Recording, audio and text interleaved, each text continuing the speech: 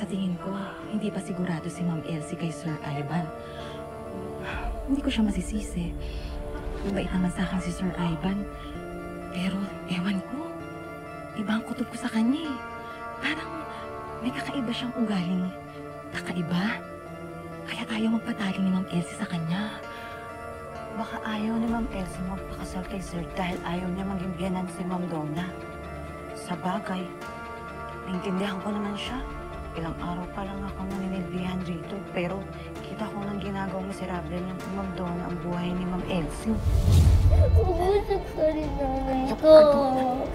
Yuck.